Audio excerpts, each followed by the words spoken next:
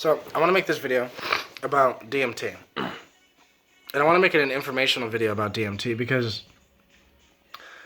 how I've been able to bring information back from DMT is complicated because a lot of people just do DMT and it's like so crazy and so fast and so hectic that they won't be able to fully say what actually happened. Over the years of using it, I've gained a relationship with it.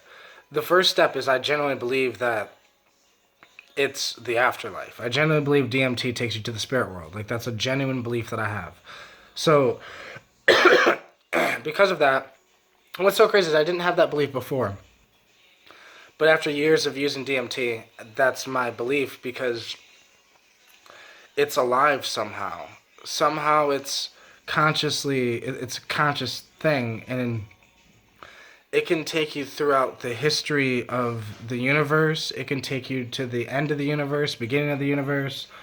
It can take you to what some would say Godhead. You can have an ego death. You can have experiences with dead people. Like, I've heard many things. I've gone through many different DMT experiences, and I've heard many different DMT experiences. But what I've had to do is meditate.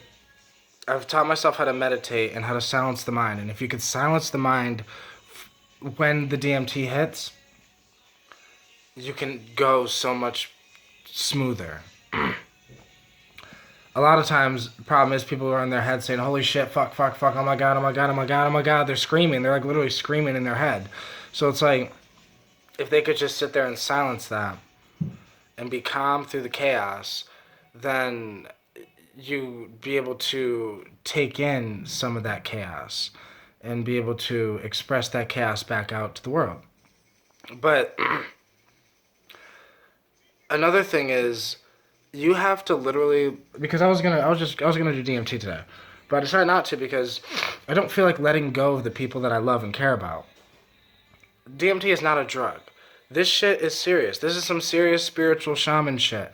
And it's like, what DMT will do is it'll end up taking you and ripping you. And the problem is, even though I know I did DMT, sometimes when you do DMT, you forget you did DMT. You forget that you even did a substance. It's just, right now we're living our human life. And a lot of times humans forget they were babies once. And it's like, kind of like that. You just forget because you're in the moment. DMT becomes the moment that you're in. And it's just, the thing is so crazy because I've been sitting here using it for years. And I've been gaining different tools and different mechanisms to help me manage the experience. I'm in love with the thing. I'm in love with it. Like, I'm in love with my daughter, like I'm in love with my wife, like I'm in love with my mom. I'm in love with it, right? I'm in love with it like it's the universal connection. I have a connection with it, relationship, like I said. I also know that when I do it, I have to let everybody go that I love. Meaning, like, I literally have to sit here and let go of my daughter, let go of my mom, let go of my wife, let go of the people that I love, because that's what it requires. That's what let go means in the DMT aspect, is you generally have to let go to it and say that I'm going to give myself to you, and I trust that I will be okay and that you will bring me back. I trust that I will be okay in your arms. And sometimes in my head I have to think, I trust that I'm okay in your arms. And I don't even think about if I come back or not. It's not about that. It's that I trust the experience. I trust the DMT experience. So, because I trust in it, it trusts in me. And it's the universal law. It's just the way the universe is. And you can talk about God, you can read about God, you can pray to God, or you can be with God. There's a difference. And I just think that DMT is what makes the difference. It's the real middleman to God. And that's another thing. I didn't expect DMT to be so spiritual that it's borderline religious. Like, I did not expect DMT to have like a religious perspective because shamanism. It's not necessarily a real religion, but shamanism is technically the Native American religion. It's technically the way that they practiced, and that's really the way all natives, beings on this planet practiced religion years ago. Shamanism is the first religion. But I think that because we've gotten so far away from that, speaking about things like this seems a little woo-woo. But I think we need to have more psychedelic conversations. More conversations about the fact that DMT seems different. It's not a psychedelic. It's a gateway to another dimension. It's life. It's death. It's so much deeper than we can ever imagine. And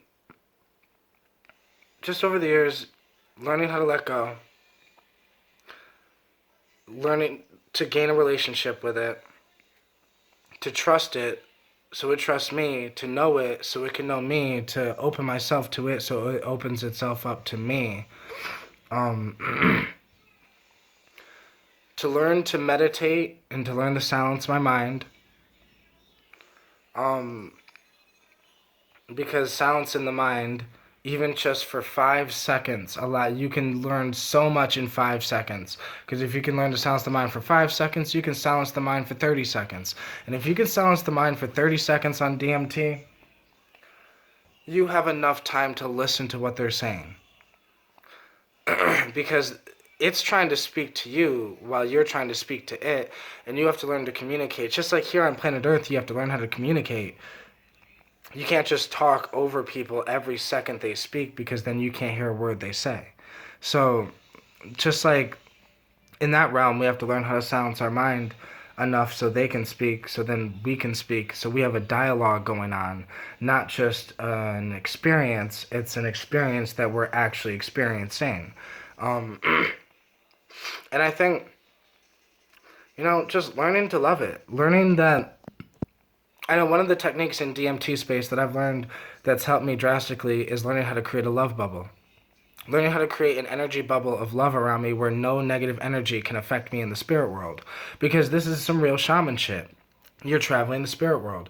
And because you're traveling the spirit world, there's good spirits, there's bad spirits, there's light, there's dark, there's up, there's down, there's yin, there's yang. So, yes, there's dark spirits in the spirit world. But if you're a powerful shaman that knows the energy of love, love is literally the most powerful energy in the universe.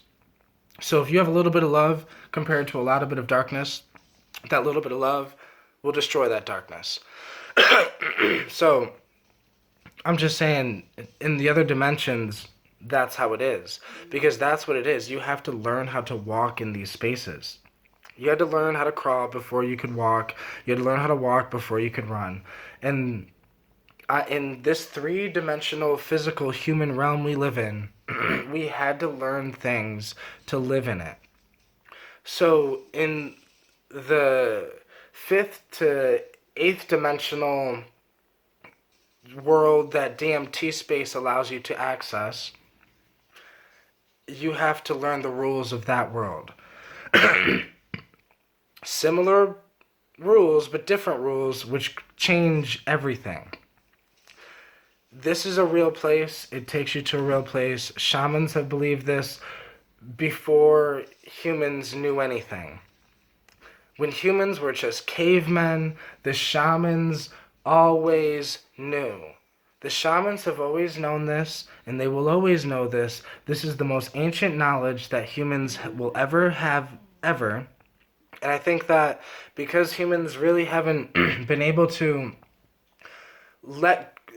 the problem is, We let go of shamanism. The problem is we let go of using plants to access God. People find that uncomfortable when I say that. When I say that I use DMT to talk to God, to connect with God, to be with it, to learn about the universe, to learn about myself, to grow up, to punch myself in the face with reality, to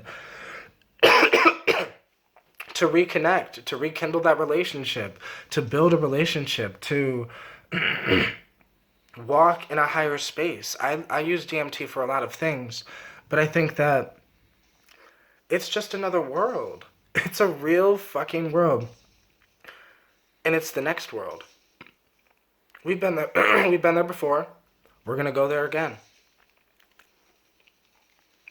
Probably here too. We've been here before, probably, and we'll probably be here again. Reincarnation is most likely a thing, because I believe in it. I believe if I don't do what I need to do on Earth, that I go to the higher dimensions that I'm talking about, and if it doesn't work, if I didn't do what I need to do, I come back down. And a lot of times with your memory erased.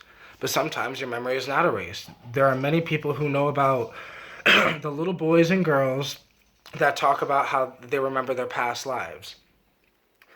I've seen many things. There's things on TV, YouTube, everywhere. People, kids that claim they know who they were in a past life. So, I think these things are possible. I think these things are more than possible. It's just what is. I just think humans have just lost touch with what is because we're so distracted with what's being told to us. But, yeah, that's basically the video in a nutshell. So...